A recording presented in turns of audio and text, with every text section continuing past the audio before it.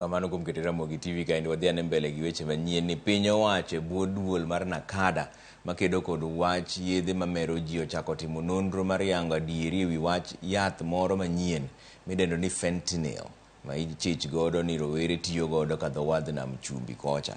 Kane oloso gi jafwambo mar weche Mombasa, jata tije makojolo e duolno mar Nakada John Muteti okoni giseneno pichni kod video e yore mag mbui mag jogo machal ni yath ogoyo nyang'eng kendo nur ka ichich ni gitiyo gi yedhe go eko.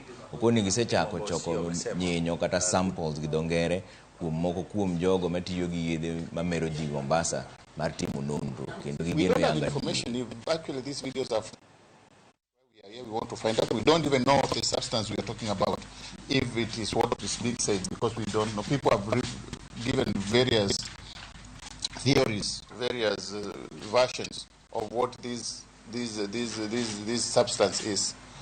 And actually, we were talking this morning, and we were saying, is it really even in Kenya? Is this in Mombasa? Is it Tanzania? Is it South Africa? Where is it? So we need to get information, concrete information, so that we can give the public. Katika nukta ya kuweza kutumia heroin na kutumia hizi polydrugs, kuna uwezekano kukao kuna ile the euphoria ambayo inakuwa zaidi. So lazima tuweze kuangalia ile thin line between ino dawa ambayo tunazemia labda itakuwa inapatikana na pia utumizi wa kutumia dawa nyingi kwa mara moja. Hiyo ni kitu ambacho pia kinawezekana.